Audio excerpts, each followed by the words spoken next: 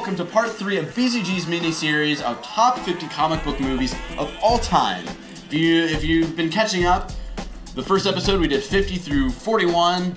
Last week's episode we did 40 through 31. Today we're doing 30 through 21. Should we just get right into it, Ricky? Let's do it. Number 30, Thor. Now, this movie is... It feels like the only story people think of when they think of Thor is Loki betraying Thor as a brother. Yeah. And I do appreciate that, and it makes sense to have like a villain that's coming from home to be like your first villain. But I want to see Thor. I want to see like him. Yeah, and it felt like a very small scale, you know, especially being in this town that had, you know, the population of 5 people, you know, and it's just like, this doesn't feel as grand as it should be.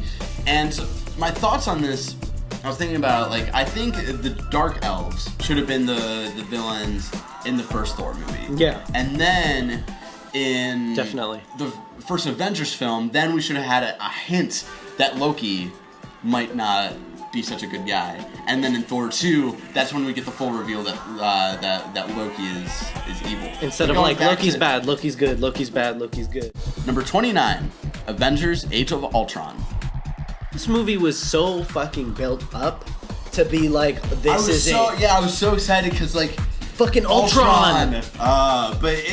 And Ultron wasn't as scary and as menacing as I thought he was going to be.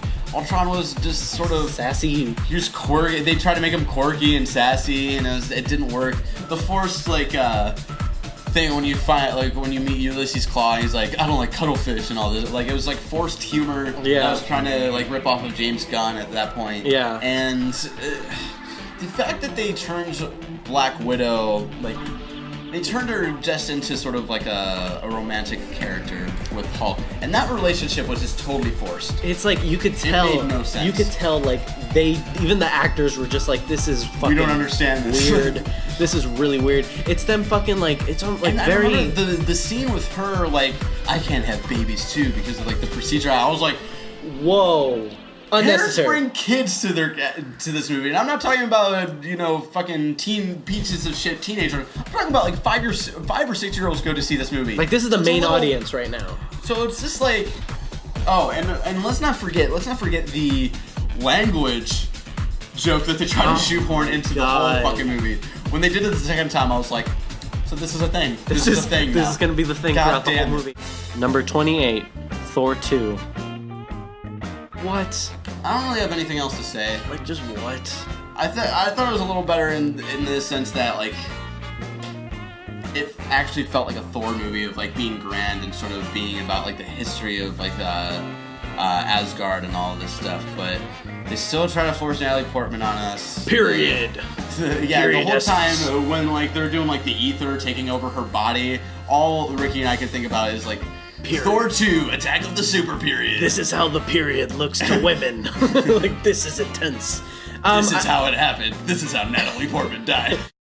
Number 28, V for Vendetta. Now we have another tie here. 28, Thor II and V for Vendetta. I actually don't understand why this movie isn't higher. Yeah, because I know you and Henry rated it so low that it like got knocked down. I think I put it at like my 15 or something, and then it like knocked down to 28. I figured Henry would have had to like put it really low for it to be here because I know you like love this storyline. Remember the 5th of November, man. The Wachowski siblings are just really good at what they do. Like, they didn't direct this movie, but they did the script, and like when you have the people who did Matrix doing this comic, it makes sense. And I think the storytelling they changed the storytelling a lot from the comic to the movie. So I heard. We just Henry's mom just walked in, so we waved to her. Deal with it.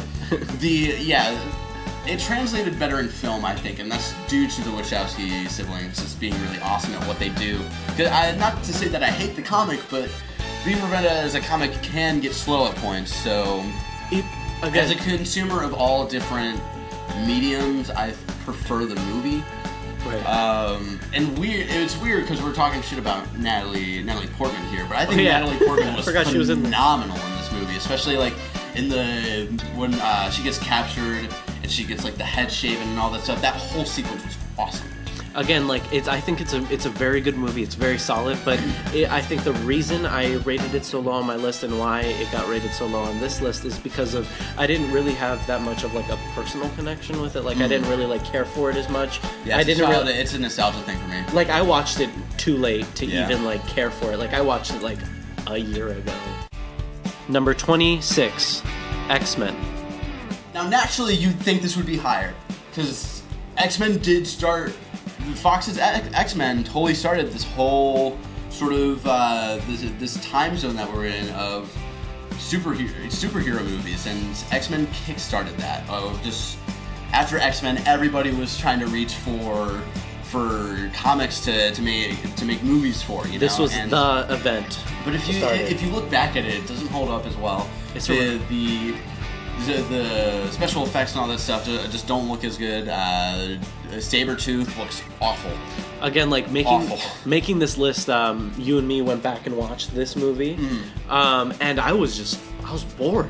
Yeah, I was really bored. Yeah, I hated the costumes too. There was something about the outfit that like it just wasn't. It didn't ring X-Men to me. It ringed Leather Daddy. Like it wasn't. Is there such a collection? Number 25, KickAss.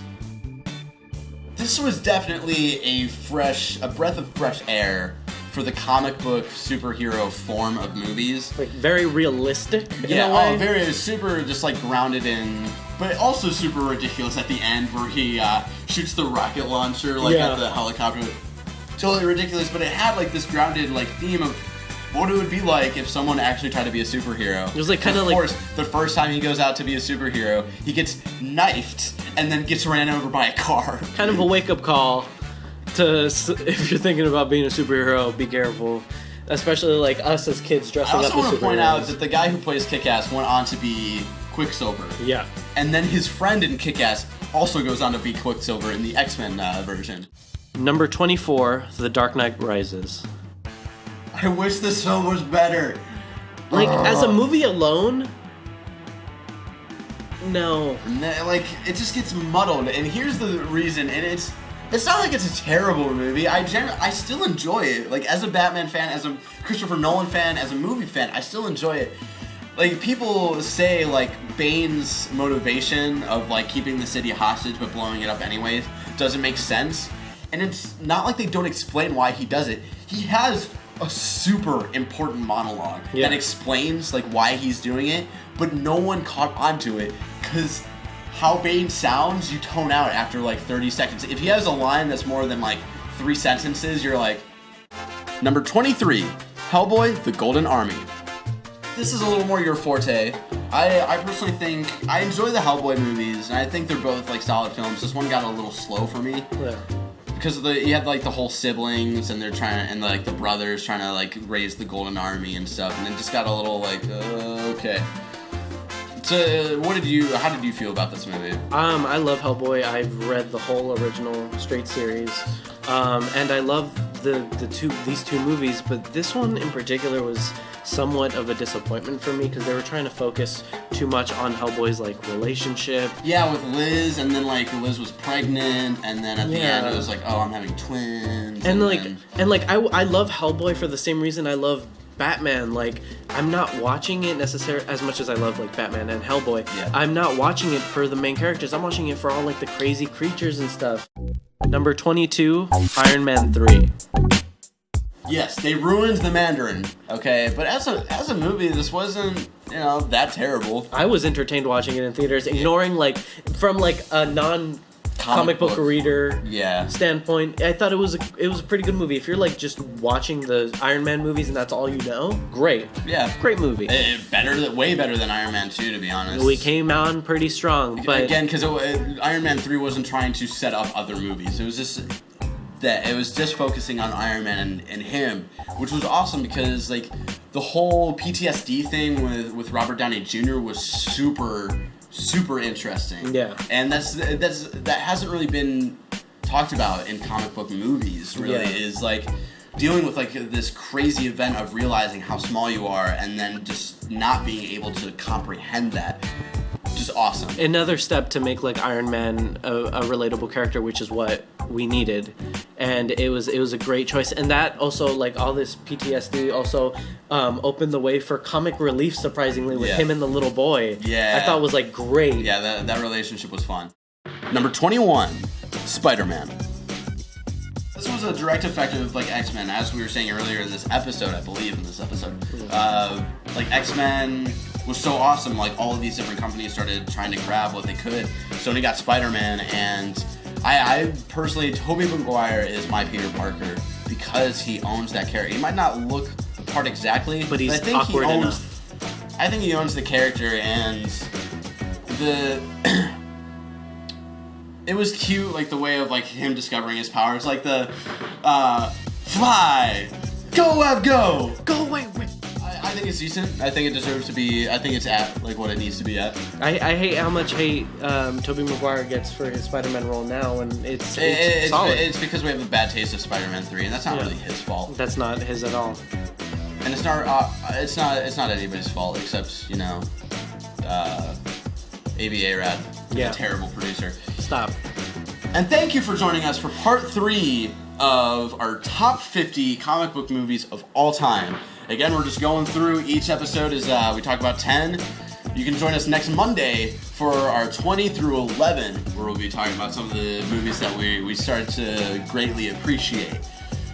If you haven't seen the rest of them, you can check out the ones from the weeks beforehand. So thank you for joining us. Again, my name is Barrett Courtney, and here is Ricky Baldazan. What did you think of our list so far? You can share in the comments below. Did you like the video? Click that like button below. Click that subscribe button below, and share with your friends if you agree with our list. What's your list?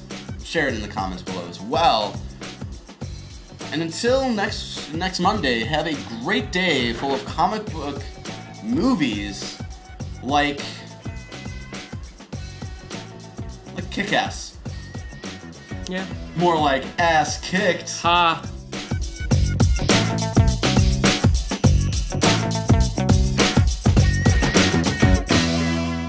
Welcome to part 3 of BzG's miniseries. Let me start that over. It felt like you had to stop. Yeah. I just have to like giggle a little bit to kind of get the pressure off of my chest. Yeah.